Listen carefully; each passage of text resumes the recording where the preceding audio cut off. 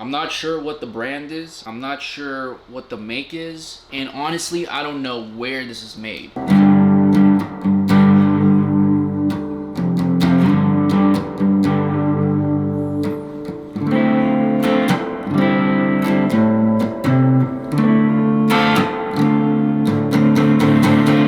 Today I have a very interesting guitar to show you guys. And I consider this guitar interesting because I did not buy this at a store. I did not buy it online. I did not buy it at a guitar retailer store. I found this guitar at a yard sale. So today I have a Les Paul style guitar. I'm not sure what the brand is. I'm not sure what the make is. And honestly, I don't know where this is made. But it definitely is a Les Paul, and it definitely is some variation of a Les Paul custom. But more importantly, there is no logo on the headstock, which I found very interesting. So the reason why I'm saying it's a Les Paul style guitar, even though there's no logo, is the body is definitely a Les Paul. This is not a Fender body. This is not a Stratocaster body. This is not a Telecaster body. It's not an SG body, but this is a Gibson Les Paul standard body, I'd say, with a sunburst finish. But the biggest difference between a standard Les Paul and, let's say, a custom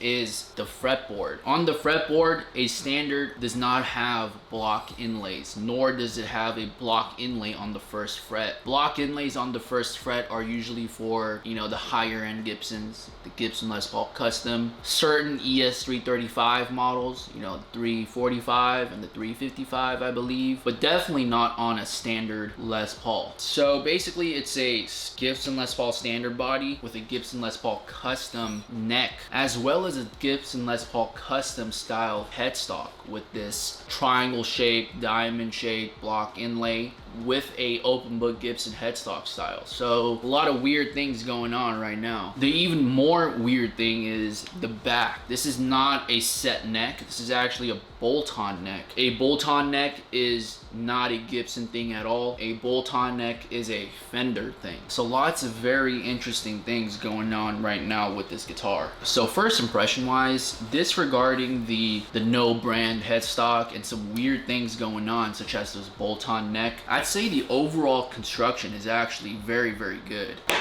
The wood, the quality of this wood is very high. I don't know what type of wood they used. I can't really see it because of the sunburst finish that they put over, but it definitely does not seem like a cheap wood. I've actually seen some Epiphones with worse quality wood than this, which is kind of interesting because this is not an Epiphone. It's not a branded guitar, but still the quality is still pretty good. Even though this is a bolt-on neck, which gets some hate from certain guitar players. They say bolt-on neck is not as good as a set neck because of intonation and tuning stability problems and whatnot. But simply from the feel and the quality of this neck is actually very good quality. In fact, the neck quality is the same as the build quality of the body. So I'm wondering if they use the same type of wood for both the body and the neck, because the color is the same, the finish is the same, the wood grains are pretty similar. So far, just by looking at the build quality of the body and the neck, it's actually a pretty good quality guitar. These pickups, I'm not sure what pickups these are, but these definitely do not look like new pickups. And the reason why I'm saying this is because there is a genuine, authentic discoloration of the metal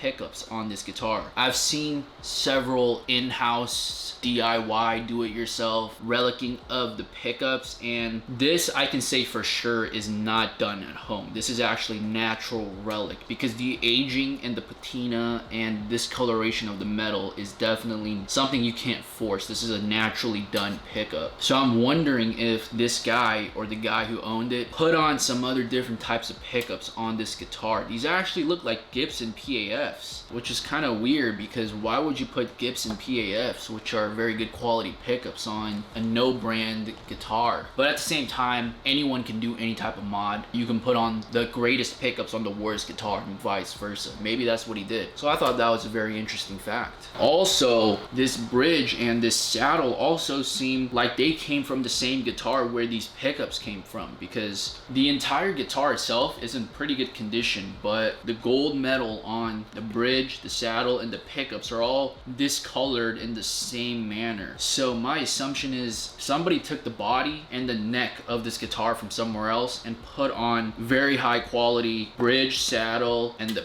pickguard or the pickup from a different guitar, maybe from another Gibson. I have no idea. But other than the metal hardware on this guitar, I could say that these knobs and this pickguard are new pickguards from, you know, somewhere wherever he got it from. I could tell that because these knobs don't look old at all. In fact, they look pretty new. Pickguard is definitely a newer style pickguard, and when I first got this guitar there was a lot of dust on the front of the body, so I could tell that the guy who sold it to me was telling the truth, because he said this guitar wasn't played for a while, and it definitely looked like it wasn't played for a while. But I'm gonna do a tone review.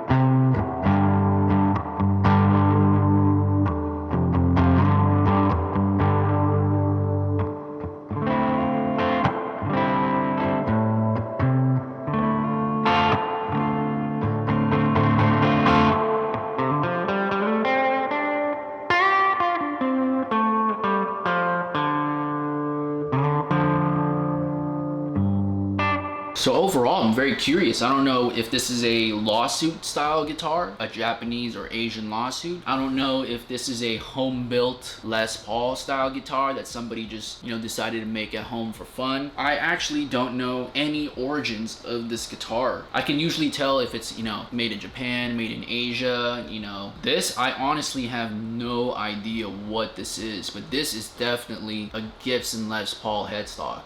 For sure. I know there were some lawsuits back in the 70s and 80s from Japan who did make unbranded Gibson Les Paul guitars like this, but I've never seen one with exactly a Gibson Les Paul style headstock that was unbranded, so that's a first. And even though the truss rod cover does say custom, I could tell that this is not a authentic Gibson Les Paul, because a Gibson Les Paul truss rod cover has only 2 screws, one on the top and one on the bottom. This has 3, which is normally for Epiphones. Some Epiphones have 2, I believe, but I'm sure all the Gibsons only have 2 screws for the truss rod. So overall, very interesting guitar. If I had to give a rating for the build, I'd actually give this a solid 8 out of 10. It's just very well built. Even though it's a bolt-on, like I said, the action is still very low. The guitar is very well set up. The quality of the body is very high. Quality of the neck is very high. These hardwares are probably the highest quality part of this guitar, and I think that's because this is authentic Gibson, or maybe a high quality aftermarket part